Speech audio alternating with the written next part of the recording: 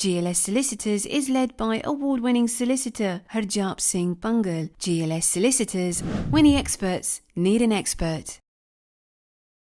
People without a visa, almost up to about 1.5 million. And Rishi's kind of putting this in two categories. He's calling it the legacy backlog and the backlog. So it's a bit of a weird definition there, and no one's quite sure when that stops. Invest in high quality staff, create a way of claiming asylum by not actually getting on these shores. The way you have to see it is, it's the people smugglers who are profiting. They're the ones who are sending people over. A family just doesn't get up and decide we'll head to France and get on a dinghy. We can find bin Laden, we can fund wars, we can find Saddam Hussein and Gaddafi who are holed up in strongholds and bring them to trial in front of international courts. We can't find gangs that operate on our shores in front of us using the same routes from Calais to Dover. It's literally the past same 20 beaches. years, it is beyond belief. Sudanese ISIS fanatic being granted safe haven in this country for his human rights. There are people that have been deported and been sent back 3 or 4 times. Like you said, system in Europe is broken down, especially patrolling the borders. They don't have enough staff.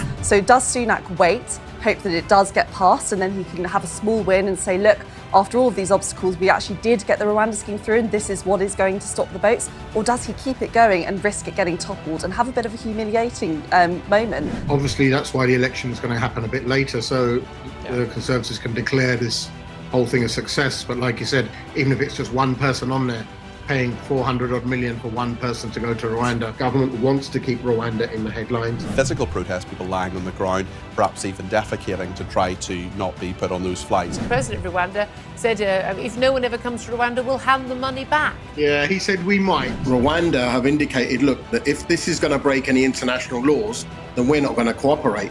And remember, we've already paid Rwanda and it's a non-refundable amount. Probably about 60% will end up being granted asylum. The only reason they're being housed is the fact the Home Office hasn't given them a decision, and they're taking up to a year and a half to make that decision. Now, if you're going to let them stay anyway, surely give them the permission to stay straight away and give them permission to work so that they can feed themselves and house themselves, and there wouldn't be a burden on the government. The fact is, if you come from a war-torn country, there's no way the Home Office can send you back. The Home Affairs Select Committee tells us the Home Office is not fit for purpose.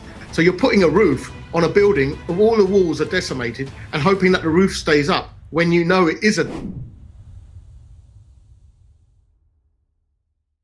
ਹਾਂਜੀ ਸਾਰਿਆਂ ਨੂੰ ਸਵਾਗਤ ਹੈ welcome to the show ਜਿਸ ਤਰ੍ਹਾਂ ਤੁਹਾਨੂੰ ਪਤਾ ਹੈ ਕਿ ਅੱਜ ਆਪਾਂ ਫਰਾਈਡੇ ਆਪਾਂ ਇਮੀਗ੍ਰੇਸ਼ਨ ਦੀਆਂ ਗੱਲਾਂ ਕਰੀ ਦੀਆਂ ਪਹਿਲਾਂ ਤਾਂ ਤੁਹਾਨੂੰ ਸਾਰਿਆਂ ਨੂੰ ਨਵੇਂ ਸਾਲ ਦੀਆਂ ਵਧਾਈਆਂ ਦੇ ਦਈਏ ਔਰ ਤੁਹਾਡਾ ਥੈਂਕ ਯੂ ਕਰ ਦਈਏ ਕਿ ਤੁਸੀਂ ਸਾਡੇ ਪ੍ਰੋਗਰਾਮਾਂ ਨੂੰ ਬਹੁਤ ਪਿਆਰ ਦਿੱਤਾ ਆ ਆਲਰੇਡੀ ਤੁਸੀਂ ਜੋ ਦੇਸੀ ਕ੍ਰਾਈਮ ਵਾਚ ਪ੍ਰੋਗਰਾਮ ਆਪਾਂ 2 ਹਫ਼ਤੇ ਪਹਿਲਾਂ ਜਨਵਰੀ 'ਚ ਕੀਤਾ ਸੀ ਲਗਭਗ ਲੱਖ ਤੋਂ ਜ਼ਿਆਦਾ ਇੰਟਰਨੈਟ 'ਤੇ ਇਕੱਲੇ ਵਿਊਅਰਸ ਹੋ ਚੁੱਕੇ ਆ ਸਕਾਈ 'ਤੇ ਤਾਂ ਪੁੱਛੋ ਹੀ ਨਾ ਕਿੰਨੇ ਹੋ ਚੁੱਕੇ ਆ ਅਤੇ ਸਾਰੀ ਦੁਨੀਆ 'ਚ ਫੈਲ ਚੁੱਕਾ ਬੜਾ ਸਕਸੈਸਫੁਲ ਹੋ ਚੁੱਕਾ ਆ ਪ੍ਰੋਗਰਾਮ ਉਹਦੇ ਵਿੱਚ ਉਹ ਆਪਾਂ ਹਰ ਮਹੀਨੇ ਕੋਸ਼ਿਸ਼ ਕਰਿਆ ਕਰੂੰਗੇ ਤੁਹਾਨੂੰ ਲਿਆਉਣ ਲਈ ਰੱਬ ਕਰੇ ਕਿ ਸਾਨੂੰ ਕਦੇ ਵੀ ਨਾ ਲਿਆਉਣਾ ਪਵੇ ਪਰ ਜਿਸ ਭਾਅ 'ਤੇ ਤੁਸੀਂ ਐਜ਼ ਅ ਕਮਿਊਨਿਟੀ ਕ੍ਰਾਈਮ ਕਰੀ ਜਾਂਦੇ ਆ ਨਾ ਮੈਨੂੰ ਤਾਂ ਲੱਗਦਾ ਹਰ ਤੀਏ ਦਿਨ ਸਾਨੂੰ ਕਰਨਾ ਪੈਣਾ ਪ੍ਰੋਗਰਾਮ ਇਸ ਭਾਅ ਨਾਲ ਕਿ ਤੁਸੀਂ ਮੰਨਦੇ ਨਹੀਂ ਹੁਣ ਕਹਿੰਦੇ ਕਿ ਤੁਸੀਂ ਇਹਦਾ ਮਤਲਬ ਤਾਂ ਇਹ ਸੀ ਕਿ ਲੋਕ ਡਿਸਕਰੇਜ ਹੋਣ ਕ੍ਰਾਈਮ ਕਰਨ ਤੋਂ ਕਿ ਸਾਡਾ ਨਾਂ ਫੈਲੇਗਾ ਮੈਨੂੰ ਲੱਗਦਾ ਉਲਟਾ ਇਫੈਕਟ ਹੋ ਗਿਆ ਕਿ ਲੋਕ ਕਹਿੰਦਾ ਨਹੀਂ ਵੀ ਆਪਾਂ ਤਾਂ ਹੁਣ ਵੱਧ ਕੇ ਕਰਨਾ ਆਪਾਂ ਤਾਂ 15 ਮਿੰਟ ਲਾਉਣੇ ਦੇਸੀ ਕ੍ਰਾਈਮ ਵਾਚ 'ਤੇ ਆਪਾਂ ਨਹੀਂ ਹੁਣ 20 ਸਾਲ ਦੀ ਕੈਦ ਲਈ ਜਾਵਾਂਗੇ ਅੰਦਰ ਫੇਰ ਗੱਲ ਬਣੇਗੀ ਤਾਂ ਆਪਾਂ ਜਦ ਤੱਕ ਆਪਾਂ ਹਰਜਾਪ ਦੇ ਪ੍ਰੋਗਰਾਮ 'ਤੇ ਨਾ ਸਾਡੀ ਫੋਟੋ ਨਹੀਂ ਲੱਗਦੀ ਅਤੇ ਤੈਅ ਨਹੀਂ ਲੱਗਦੀ ਅਤੇ ਸਾਡੀ ਖਬਰ ਪਿੰਡ ਨਹੀਂ ਪਹੁੰਚਦੀ ਇੰਟਰਨੈਸ਼ਨਲ ਜਦ ਤੱਕ ਸਵਾਦ ਜਿਹਾ ਨਹੀਂ ਆਉਂਦਾ ਸੋ ਹਾਂਜੀ ਹੁਣ ਬਹੁਤ ਵਧੀਆ ਸ਼ਾਬਾਸ਼ ਤੁਹਾਡੇ ਐਂਡ ਫਰਵਰੀ ਦਾ ਐਪੀਸੋਡ ਵੀ ਹੁਣ ਬਣ ਸ਼ੁਰੂ ਹੋ ਗਿਆ ਤੁਸੀਂ ਫਰਵਰੀ ਦੇ ਕ੍ਰਾਈਮ ਜਨਵਰੀ 'ਚ ਹੀ ਕਰ ਰਹੇ ਆ ਇਨ ਐਡਵਾਂਸ ਬੁਕਿੰਗ ਕਰ ਰਹੇ ਹਾਂ ਸ਼ੋਅ ਦੇ ਵਿੱਚ ਬਹੁਤ ਬਹੁਤ ਵਧਾਈਆਂ ਤੁਹਾਨੂੰ ਐਜ਼ ਅ ਕਮਿਊਨਿਟੀ ਨਹੀਂ ਬਾਜ ਆਉਣਾ ਨਾ ਸਹੀ ਆਪਾਂ ਵਧੀਆ ਤੁਹਾਡੀ ਖਬਰਾਂ ਫੈਲਾਈ ਜਾਓਗੇ ਅਤੇ ਰਿਕਾਰਡ ਵਿਊਇੰਗ ਹੋਈ ਜਾਓਗੇ ਇਸ ਤੋਂ ਇਲਾਵਾ ਕਿ ਸਾਡੀ ਕਮਿਊਨਿਟੀ ਮੈਨੂੰ ਬਿਜ਼ੀ ਰੱਖ ਰਹੇ ਆ ਤਾਂ ਤੁਹਾਨੂੰ ਇਹ ਵੀ ਪਤਾ ਕਿ ਮੈਂ ਇੱਕ ਵਕੀਲ ਵੀ ਹਾਂ ਮੇਰੇ ਕਈ ਪੱਲੂ ਆ ਇੱਕ ਤਾਂ ਮੇਰਾ ਪੱਲੂ ਇਹ ਆ ਕਿ ਮੈਂ ਤੁਹਾਡੇ ਨਾਲ ਇੱਥੇ ਆ ਕੇ ਸ਼ੁਕਰ ਮੇਲਾ ਕਰ ਲੈਂਦਾ ਦੂਜਾ ਪੱਲੂ ਇਹ ਆ ਕਿ ਮੈਂ ਸੁਪਰੀਮ ਕੋਰਟ ਦਾ ਵਕੀਲ ਹਾਂ ਅਤੇ ਮੈਂ ਐਕਚੁਅਲੀ ਤੁਹਾਡੇ ਮਸਲਿਆਂ ਦੇ ਹੱਲ ਕਰਦਾ ਤੀਜਾ ਮੇਰਾ ਪੱਲੂ ਇਹ ਆ ਕਿ ਐਕਚੁਅਲੀ ਮੈਂ ਗੋਰਿਆਂ ਦੇ ਚੈਨਲਾਂ 'ਤੇ ਜਾ ਕੇ ਆਪਣੇ ਮੁੱਦੇ ਉਠਾਉਣਾ ਆਪਣੇ ਹਿਊਮਨ ਰਾਈਟਸ ਜੋ ਸਾਡੀ ਕਮਿਊਨਿਟੀ ਲਈ ਇਮੀਗਰੈਂਟਾਂ ਦੇ ਉਹਨਾਂ ਲਈ ਲੜਦਾ ਉਹਨਾਂ ਨਾਲ ਬਹਿਸ ਕਰਦਾ ਖਾਸ ਤੌਰ 'ਤੇ ਅੱਜ ਦੇ ਦੌਰ ਵਿੱਚ ਜੋ ਕਿ ਬਿਲਕੁਲ ਐਂਟੀ ਇਮੀਗਰੈਂਟ ਹੋ ਚੁੱਕਾ ਆ UK ਦੇ ਵਿੱਚ ਇਕੱਲਾ UK ਦੇ ਵਿੱਚ ਨਹੀਂ ਆਸਟ੍ਰੇਲੀਆ ਕੈਨੇਡਾ ਅਮਰੀਕਾ ਵਿੱਚ ਵੀ ਆਹੀ ਜੋ ਚੱਜ ਚੱਲ ਰਿਹਾ ਕਿ ਇਮੀਗਰੈਂਟ ਕਮਿਊਨਿਟੀ ਦੇ ਉੱਤੇ ਬਲੇਮ ਦਿੱਤਾ ਜਾ ਰਿਹਾ ਅਤੇ ਕਾਨੂੰਨ ਸਖਤ ਕੀਤੇ ਜਾ ਰਹੇ ਆ ਲੋਅ ਆਫ ਦੈਟ ਸਾਡੀ ਵਜ੍ਹਾ ਕਰਕੇ ਆ ਮੇਰੀ ਨਹੀਂ ਤੁਹਾਡੀ ਵਜ੍ਹਾ ਕਰਕੇ क्योंकि तुसी हर कानून का उलंघन करते हैं। तो जो बच्चा ही समझ लो कि जो बच्चे इल्तां करी जाते ना, जो तुसी खोल दिंदे आ घर च, तुसी आपे ही देख लो अपने घरां च, तो इल्तां ही करी जाते आ तो तुसी उन्हां नूं हत्थ फड़ाओ, बांह लैण दी कोशिश करदे आ, तो फिर तुसी भी उन्हां नाल सख्त हुंदे आ, है ना। तो यही चीज़ है जी, सरकारां दा भी यही काम है। जे आपां सही चलदे इन्हां नाल, जे तुसी सही चलदे इन्हां नाल, तो कानून इन्नी सख्त नहीं हुंदे। और प्रॉब्लम यह है कि ਜਿਹੜੇ गलत करदे ਉਹ थोड़े हुंदे आ, पर जो कानून बदलते आ ਉਹ ਸਾਰਿਆਂ ਦੇ ਉੱਤੇ असर पैंदा है। इलैक्शन आ रही है इस साल, तुहानूं पता usually towards the end of the year होनी है ये इलैक्शन, अप्रैल या नवंबर च होंदी है। अप्रैल च होने तो कोई आसार दीदे नहीं, अप्रैल मई च, नवंबर मोर लाइकली कि इलैक्शन होएगी। तो इस सरकार ने तो बाकी पार्टियां ने इमीग्रेशन नूं नंबर 1 मुद्दा बना चुके हैं। उधर रिफॉर्म पार्टी जिहड़ी आ ਉਹ एक्चुअली 12% ਤੇ ਜਾ ਰਹੀ ਹੈ ਪੋਲਿੰਗ ਦੇ ਵਿੱਚ। ਰਿਸ਼ੀ ਸੁਨਕ ਜੋ ਹੈਗਾ ਦੀ ਪੋਲਿੰਗ ਲੇਬਰ ਤੋਂ 27 ਪੁਆਇੰਟ ਥੱਲੇ ਜਾ ਰਹੀ ਹੈਗੀ ਆ, ਜੋ ਲੇਟੈਸਟ ਪੋਲਸ ਦੇ ਵਿੱਚ ਹੈਗਾ ਆ। ਸੋ ਇਹਨਾਂ ਨੇ ਇਹ ਸੋਚਿਆ ਕਿ ਜੀ ਇਮੀਗ੍ਰੇਸ਼ਨ ਨੂੰ ਆਪਾਂ ਮੁੱਦਾ ਬਣਾਈਏ ਤਾਂ ਕਿ ਜੋ ਰਾਈਟ ਵਿੰਗ ਦੀ ਐਂਟੀ ਇਮੀਗ੍ਰੈਂਟ ਵੋਟ ਆ ਉਹ ਇਹਨਾਂ ਨੂੰ ਮਿਲੇ। ਔਰ ਜੋ ਸਰਵੇ ਕੀਤੇ ਗਏ ਆ ਉਹਦੇ ਵਿੱਚ ਤੇ ਟੌਪ 3 ਜਾਂ ਟੌਪ 5 ਵਿੱਚ ਘੱਟੋ ਘੱਟ ਇਮੀਗ੍ਰੇਸ਼ਨ ਨੂੰ ਪਾਉਂਦੇ ਤਾਂ ਹੈਗੇ ਆ। ਕਈਆਂ ਲੋਕਾਂ ਨੇ ਬਹੁਤਿਆਂ ਦੇ ਵਿੱਚ ਨੰਬਰ 1 ਇਸ਼ੂ ਹੈਗਾ। ਇਸ ਕਰਕੇ ਮੀਡੀਆ ਦਾ ਜ਼ੋਰ ਹੈ ਕਿ ਉਹ ਇਮੀਗ੍ਰੇਸ਼ਨ 'ਤੇ ਜ਼ੋਰ ਦੇਵੇ। ਅਤੇ ਓਬਵੀਅਸਲੀ ਐਂਟੀ ਇਮੀਗ੍ਰੇਸ਼ਨ ਗੱਲ ਕਰਨ ਵਾਲੇ ਤਾਂ ਬਹੁਤ ਬੈਠੇ ਆ, Conservatives, reform party, even labour ਦੇ ਕੁਛ ਨੁਮਾਇੰਦੇ, ਪਰ ਪ੍ਰੋ ਇਮੀਗ੍ਰੇਸ਼ਨ ਦੀ ਗੱਲ ਕਰਨ ਲਈ ਬਹੁਤ ਘੱਟ ਬੈਠੇ ਆ। ਸੋ ਉਹਦੇ ਲਈ ਮੈਂ ਜਾਂਦਾ ਹੁੰਦਾ। ਇਹ ਨਹੀਂ ਕਿ ਇਕੱਲਾ ਮੈਂ MATV 'ਤੇ ਆਉਂਦਾ, ਦੇਸੀ ਚੈਨਲਾਂ 'ਤੇ ਆਉਂਦਾ, ਉਹ ਤਾਂ ਹੁਣ ਅੱਜ ਕੱਲ੍ਹ ਘੱਟ ਆਈਦਾ।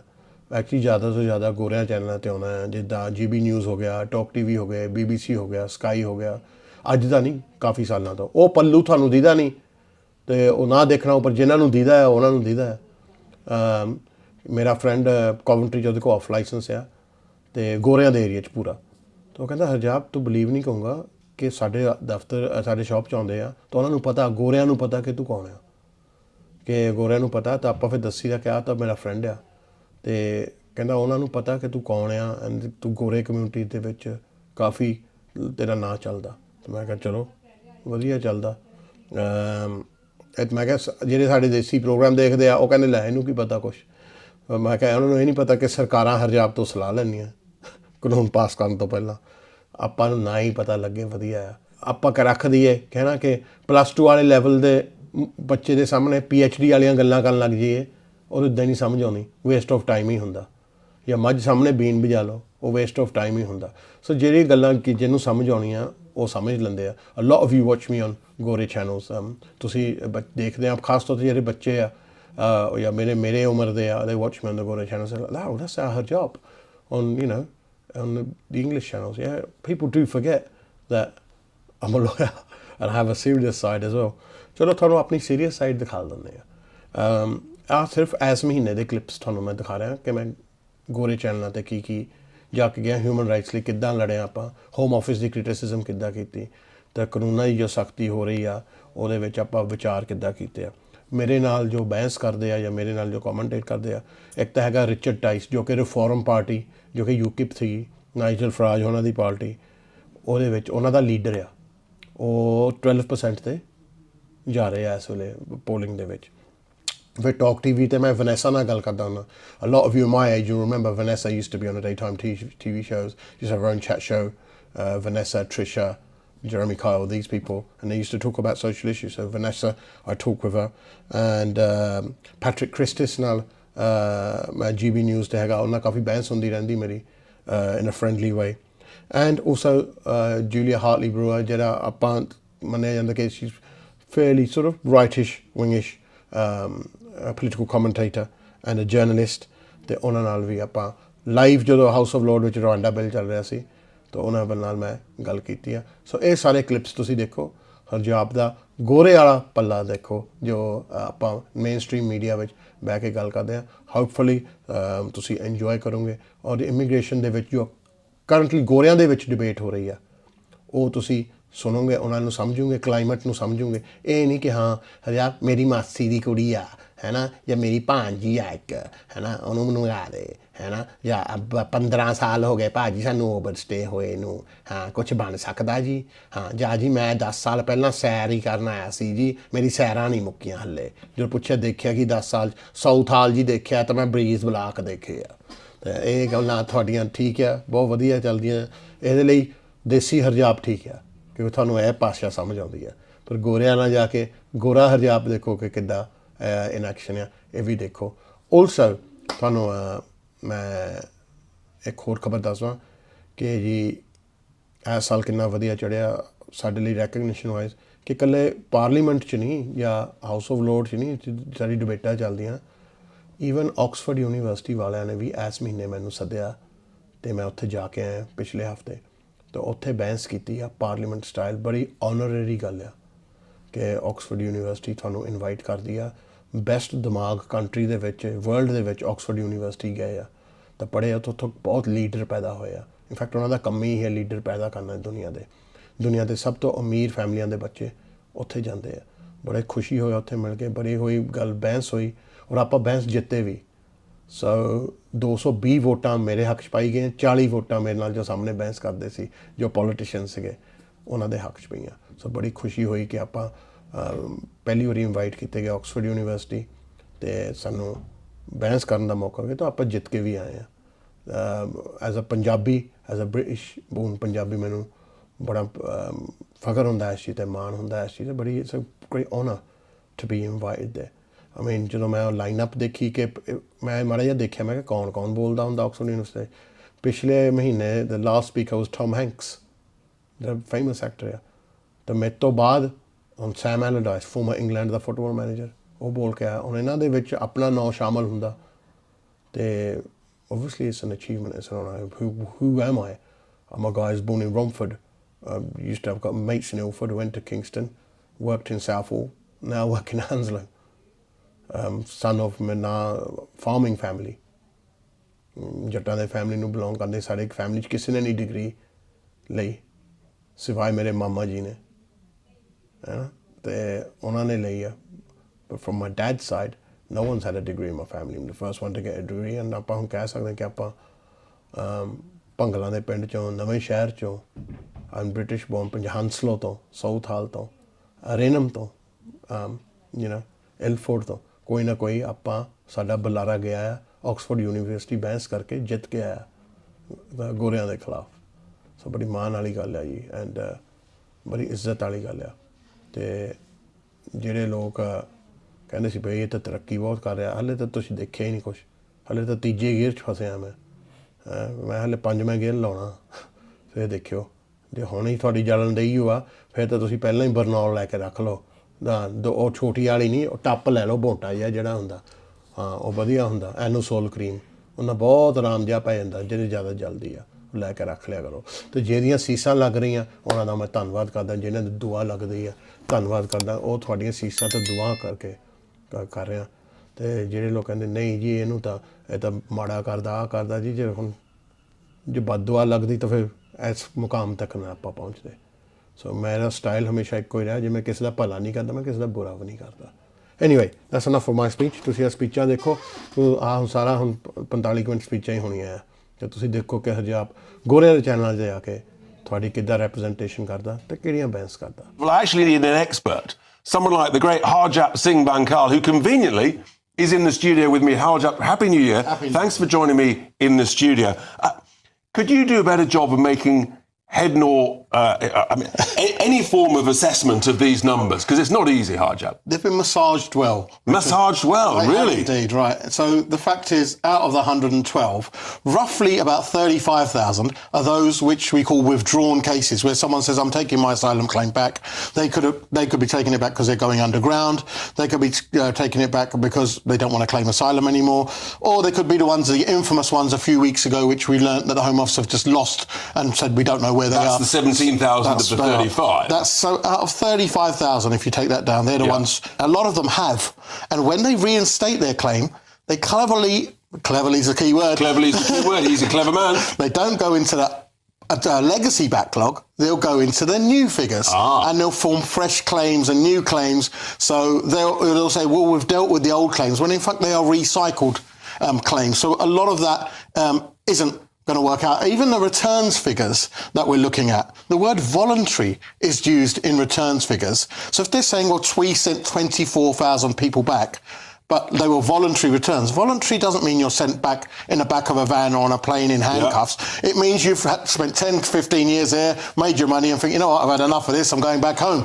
So thank you very much. I'm going back, and the Home Office buy you a ticket to go home. So let's just look at that number. They proudly say that it's more than it was last year. The competence of the Home Office in returning people has collapsed by almost 50%. And that's 24,000, including those who have decided to go back themselves. If we break down into enforced, the enforced comes down for less than 3,000. So 3,000 are those which we've grabbed hold of and put them on a plane or sent them back by force, using force, the word term enforced. But the Prime Minister, let's just be clear, he put out a tweet this morning saying how well he'd done at getting rid of the legacy backlog. I think we've got this also on the screen. And then there's a thing on social media called a community note, which is where people actually clarify the information of the original tweet. And that's pretty embarrassing for the Prime Minister's own tweet. And I'll still have to mark the papers. They'll land on my desk again.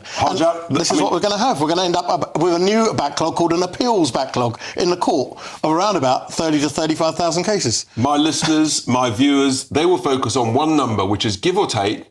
There's still 100,000 backlog. It's what it was just over a year ago, and the Prime Minister said he would get rid of it.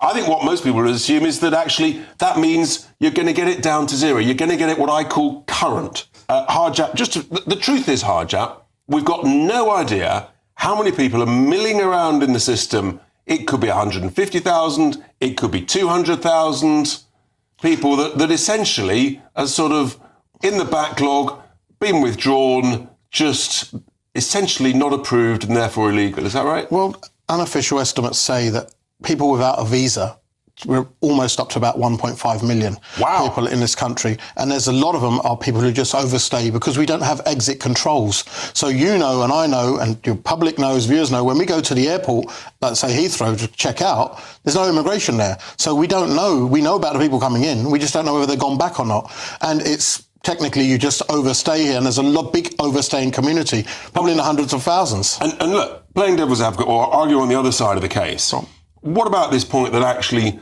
the problems, the challenges the claimants have had, the persecution that they might have had, is there any grounding that actually that is a lot worse than it was 20 years ago, and that's why the acceptance rate will have gone up by a percentage, maybe not quadrupled? Well, there have been a lot more wars, a lot more conflicts, places where we've been involved in the wars, and as a result, people are displaced and they've got nowhere to go. We know there's currently one going on at the moment, and there's nowhere for people to go. So that will drive a lot of people to move internationally. However, the fact is that we are not well prepared for it. We have a system called we have an institution called the Home Office. For the last 15 years, I've been listening every year from a Home Affairs Select Committee report. It's not fit for purpose. So why do we continue with it? It's almost like having a house with cracked walls, putting another load on it, instead of saying, let's knock it down and rebuild the infrastructure. Feels like they're just tidying the bedroom and just shoving stuff in a different direction, a different pile, as Claire said. It's unbelievable. Painting over the cracks. Harjap, thank you very much indeed for your thoughts there. Well, all right, well, let's go to Harjap. You understand how these figures might be manipulated, massaged, and perhaps where the truth lies. And we've been hearing over the last few days also, Harjap, that a lot of people who had put a claim in, an asylum claim, and were part of this legacy backlog, as Lycia just described it, suddenly found that they'd gone all the way back to the back of the queue, that they'd been taken out of one list and almost were made to start the process again. Just explain to us what's going on behind the scenes. Yeah, like I guess said, that the legacy backlog refers to cases before June 2022. So that was a case of backlogs where people have been waiting a year and a half for decisions, maybe 2 years for decisions that we often talk about. That is not the new backlog, which has been since June 2002.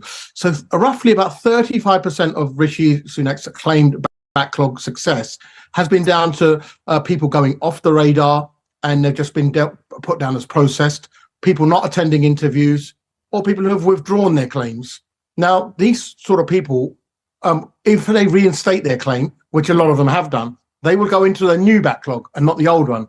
And that can be proven by the fact that the new backlog has gone up, by 13%, even though the number of claims has actually gone down. So what it is in effect saying that it's just moving one backlog and saying, look, I'll finish with this old backlog, but the new backlog has gone up. So in effect, 35,000 potential cases haven't been dealt with, and even out of the old backlog, by their own admission, there's still about 4,500 claims that haven't been dealt with at all. So that's why the sort of allegations are there. These figures have been massaged, and in fact, they're not true ways of dealing with people. And in fact, out of the 112,000, I think by Home Office figures, only about 1,300 have been deported or sent back. So that does leave a big void of people having gone missing, like we've recently heard over the past few months, in their thousands, and people going off the radar and still being here, living here and working here legally.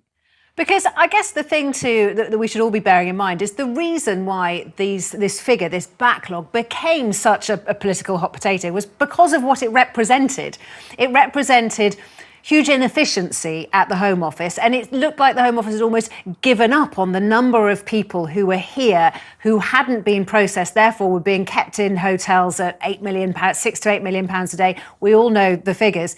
And what we wanted to see was some efficiency from the Home Office, that they could actually work their way through these numbers. And I guess what we're seeing today is Rishi Sunak, the sort of the managerial type of politician who can point to a database and say something has been done, but actually the underlying issue of the number of people coming here, the number of people staying here, the number of people that our infrastructure has to prop up, that is not changing, Harjap.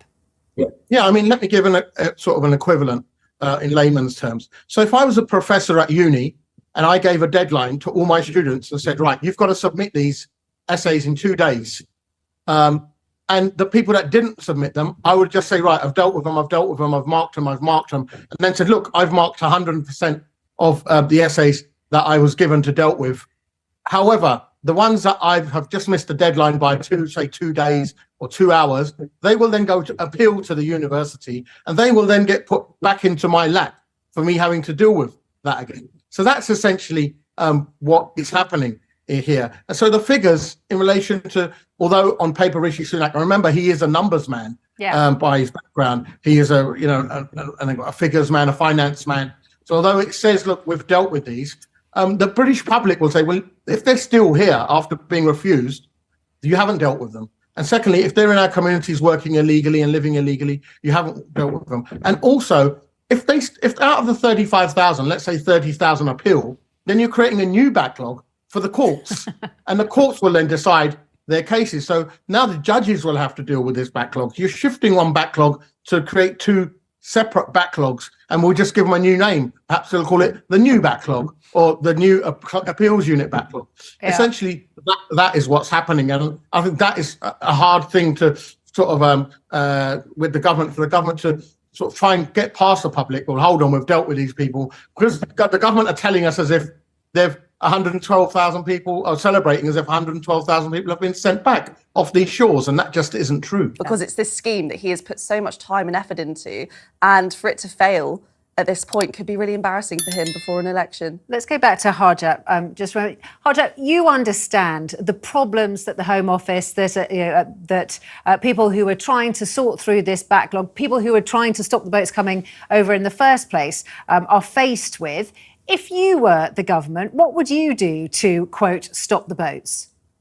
Well, invest in high quality staff, create a way of claiming asylum by not actually getting on these shores. Because currently, if you're not Ukrainian or an Afghan, in fact, the Afghan scheme is closed. The only way you can do so is actually by coming on here. The way you have to see it is it's the people smugglers who are profiting. They're the ones who are sending people over. A family just doesn't get up and decide we'll head to France and get on a dinghy. They don't have the resources or the knowledge to do that. So it's the people traffickers that need to be stopped. It's almost akin, and what this government's approach has been, is to say, akin to saying, we're going to stop drug dealing by locking up all the drug users and hoping that drug dealing stops. The government is trying to lock up or punish all of the asylum seekers in the hope that people smuggling stops. So what you've got to do is focus on getting the gangs, and that's going to happen by cross-country and cross-Europe intervention and cooperation.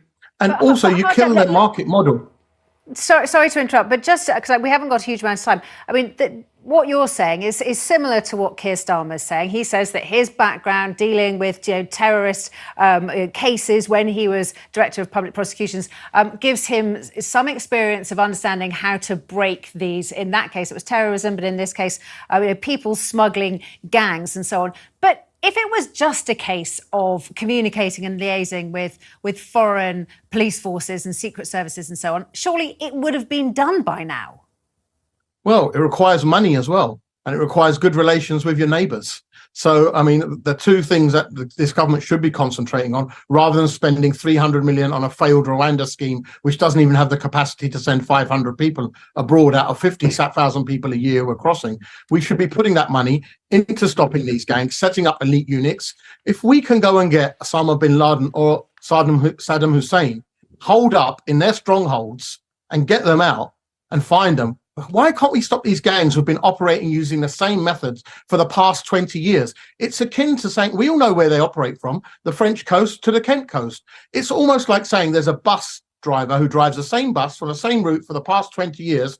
And when we ask the government to say, well, can you identify the bus driver? Sorry, Governor, he's 20 steps ahead of us. Well, that can't be true. So these gangs have been operating from the way I've seen it in the past 20 years, the same routes. They come to the same place on the Kent coast. Yet this government, when do we hear about a war on people smugglers? When do we hear about people smugglers being given life? There is no deterrent. The last people smugglers caught, I think in Belgium, were given 8 years. They'll be out in 4. For them, it's a very good enterprise for them. And at the end of the day, people smuggling makes more money than drug smuggling. And a lot of your viewers might not know that, but that is the truth. So that's how this has got to be done. Keir Starmer is right on that effect. He's right to say, we'll go after the gangs and we might create a safe route, which is probably the best way to do it. That's the way you stop people smuggling. You get the people who are making a profit out of the people smuggling. Well, you're right. That is an astonishing statistic. Harjap, thank you so much. I mean, it's amazing to think that people smugglers make more money than drug dealers. Thank you very much, Harjap. Thank you very much, Alicia. A couple of big ones for us to go out today. The potential for 2024 to be a record year of illegal channel crossings. We also have a story about a Sudanese ISIS fanatic being granted safe haven in this country for his human rights. Let's start with the channel first. Do you think that despite everything that the government is trying to do at the moment, we are shaping up for a record year next year in the channel? Numbers will be high, higher than this year, I would think so. A lot of that this year's has been due to the weather. The government's policies as a deterrent, the Rwanda plan, is just not working. The key is to catch the gangs. In every single report we've just heard in the past, 5-10 minutes, the word people smugglers has been used, but nothing has been used by politicians to say we're going to catch the people smugglers or deter them. So it's really the people smugglers who need to be deterred, who could have to realise there's no longer a buck to be made out of this. You know what, we need to look at something else. But until people smuggling earns more money than drug smuggling, these people aren't going to stop. Now, on the case of this suspected jihadi who's been granted asylum in this country, he's been allowed to stay here. This is after 3 judges at a court called the Special Immigration Appeals Commission. They made this ruling against the Home Office. Now, we often criticise the Home Office. They've been wanting to deport this man for a long time, since 2018. We often criticise the Home Office for not making deportations. But when they come against judges who rule in the suspected jihadi's favour, then there's not that much they can do, is there? Well, whatever you have to do, it has to be within the remits of the law. So it has to be that. That's whether you fire an employee, whether you deport someone, how you drive your car. And if British courts and British judges are deciding, well, hold on, this is going to break law to send this guy back, and judges obviously weigh everything on the balance of evidence and not opinion. And evidence doesn't care about what the opinion is of somebody. So what it looks at. But Harjap, the security services. The security services have said he could be a threat. I mean, the Home Office have been trying to deport him since 2018. He's been travelling back and forth between Sudan and this country, according to reports. I mean, if the Home Office can't get a man like that deported, what hope do we have? Well, there's plenty of ways the Home Office can deal with this. They can detain him at any time. They can keep him inside. They can keep him on a watch. We do the same with IRA terrorists who are currently housed in the UK, currently in jails in the UK. We've been doing it for a long time. Britain has been dealing with this. There's a system and a whole way to deal with this with terrorists. And also, if they suspect he's involved in terrorist activities, they can stop him from re-entering again and detain him on entry. They can have Interpol watch him. There's a lot of stuff that can be done. Obviously, once they have the proof, then they can go again to try and deport him again. It's not as if they could. This is a one-off and they can never try it again. I mean, you've got MI5. You've got MI5 saying this guy poses a threat. You've got the fact that we know that he's been distributing jihadi propaganda, calling for jihad against the West. He was stripped of his passport back in 2018. He's entered Britain illegally twice. I mean, it just makes the mind absolutely boggle. I can't help but wonder how long it is before one of these individuals does do something deplorable on the streets, and then everyone ends up, frankly, blaming the judges. Yeah, I mean, obviously there's a risk when you don't monitor people correctly. And we heard in your report before that the system in Europe is broken down, especially patrolling the borders. They don't have enough staff, and every country is now looking at trying to deter migrants. What every country needs to do is band together. I mean, what European countries need to do is band together and deal with this as a sort of across Europe problem until the divides remain, the political ideology divides remain, and until the fact that the resources aren't pulled together. This is going to continue. People smugglers will take advantage of sending people back. There are people that have been deported and been sent back 3 or 4 times, like you said, and have managed to get back in again. That is a lapse of security services. That is not a lapse of anyone else. That's not the fault of a judge. That's not the fault of a lawyer. That's not the fault of a policeman. That's the fault of the security services, that you're not tracking someone, you're letting them go and come back in. We've heard over this Christmas period, people are going back for Christmas, right, to celebrate their holidays, right? But whose fault is that? Who's supposed to monitor that? The Home Office and the security services. Let's hope that they can give the service that they're paid to do and in 2024 and keep this country safe and monitor people who are potentially a threat to the UK. Well, Harjap, thank you very, very much, as ever, and I hope you have a cracking 2024. No doubt I'll be seeing a heck of a lot of you. Harjap Singh Bhangal, immigration lawyer. Immigration lawyer Harjap Singh Bhangal. People on flights to Rwanda, so in taking sort of reluctant migrants and shoving them on a plane.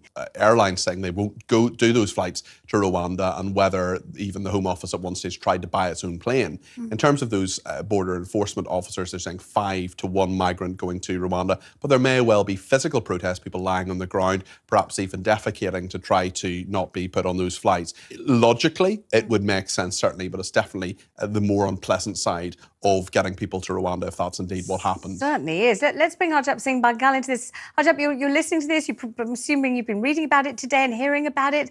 How does it strike you?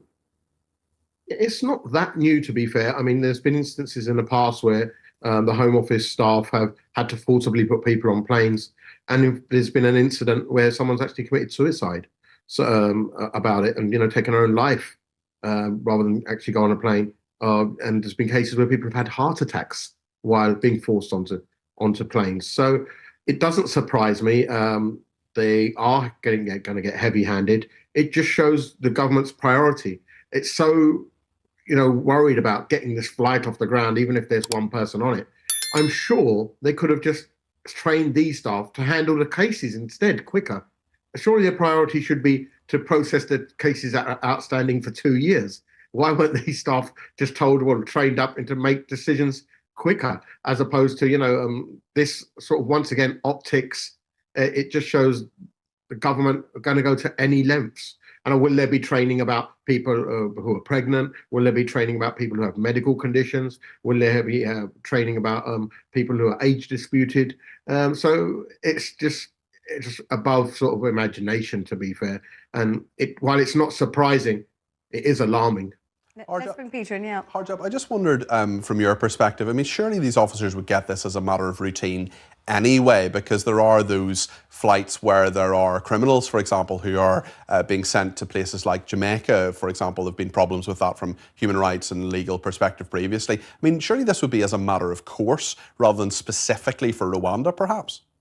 Yeah, you're totally right. And this is sort of standard training, especially when dealing with violent criminals, say to Jamaica or to Africa or South America. Staff are trained, and they're trained from all across the board, from detention centres to actually take off, to even arrivals. When you get immigration at arrival, they're trained in all of this. So it is a matter of course, but I don't know if there's something specific being done in relation to the actual flight for Rwanda. I can't think of anything off the top of my head. But once again, it does show that if this is a press release or if this is an announcement that once government wants to keep Rwanda in the headlines, the government wants to show, look, we're going to be heavy-handed, we're going to do what it takes. We often hear that from Rishi Sunak, I'm going to do what it takes to stop the boats. And the government believe that this is going to work, when in fact their own Tory peers, just today, Ruth Davidson, has come out and said that, you know, this is not going to work. It's a scheme. It's a waste of time. It's a waste of money. I'm going to have to stop you there, Harjap. Thank you very much. Thank you for joining us. Peter, thank you too. Walking wounded right now. Now there's going to be a battle in the House of Lords. He's tried to get on the front foot today, saying, you know, look, we've got it through. It's all down to the Lords. You know, I represent the will of the British people. Labour haven't got a plan. The Lords are going to try and stop it, but we need to get this through. I mean, realistically, even if the bill gets through, what's the earliest we are likely to ever see, if at all, a plane taken off with even one Channel migrant on it?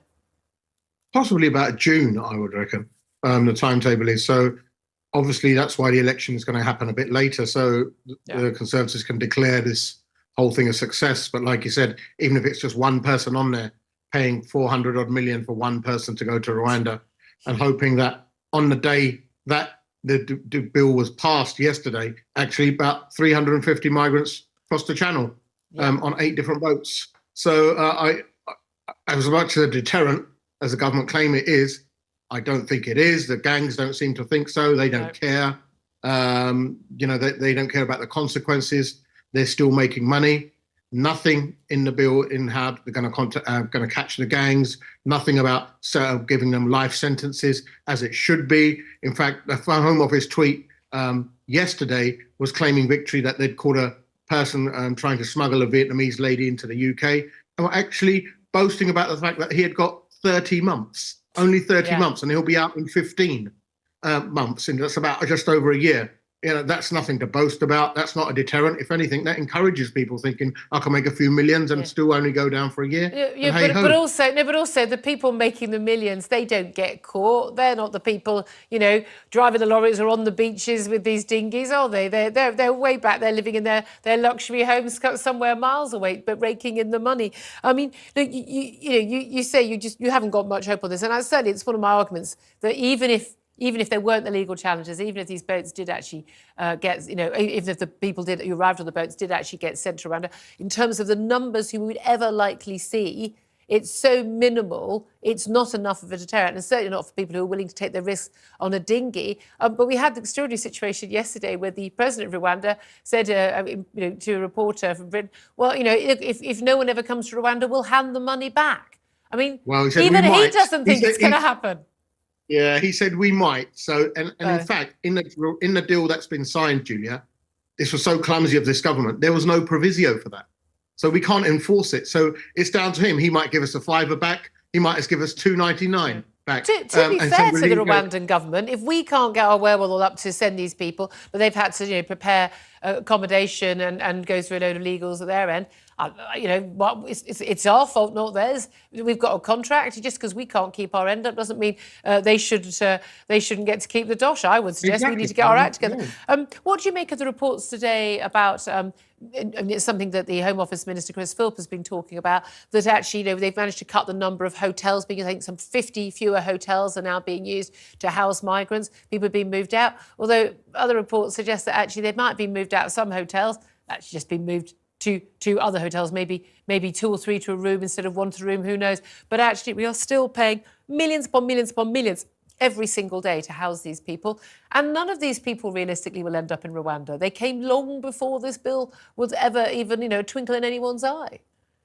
Well, if we go by the Home Office acceptance rate, out of these people, probably about 60% will end up being granted asylum. The only reason they're being housed is the fact the Home Office hasn't given them a decision, and they're taking up to a year and a half to make that decision. Now, if you're going to let them stay anyway, surely give them the permission to stay straight away and give them permission to work so that they can feed themselves and house themselves, and there wouldn't be a burden on the government. So that crisis, the hotels, is self-made by this government. Yeah. If you know someone's from Syria or from Iran and you can't send them back, why wait a year and a half to tell them, all right, you can stay here and now you can work, and that time we'll house you. You might as well just let them stay from day dot. Our rate of acceptance for people is much higher than in many other mainland countries in Europe. Where supposedly they are very welcoming, like Germany, to migrants. A lot of these people will be granted the right to stay here, even though they've actually failed in asylum bids, not just passed through, but failed in asylum bids in other countries. But also, from what I can understand, actually, a lot of these people, they have the right to stay here, but actually, it's kind of because the Home Office has given up. It's not because they've been, yes, we believe you are 100% someone who is in need of asylum, you are under persecution. The Home Office just basically gives them the right to stay, and they just kind of tick, done, get you off our books, which is not what the British people want. I don't think it's sort of that is the whole argument here. The fact is, if you come from a war-torn country, there's no way the Home Office can send you back. The other thing is, if we don't have return agreements with countries, we can't send people back. The other thing, and the key thing is, our return rate is poor and it's gone down. We need to know why that's gone down. Why has that gone down from 2010 from 60,000 people? Why was there only 3,000 enforced removals in 2022? This is this government's doing. There's no specific unit to send people back. And it's taking ages to decide cases. Why do you think that's happened? Because a lot of people say, oh, post-Brexit, those numbers plummeted long before we had Brexit enacted or even before the Brexit vote. Why has that happened?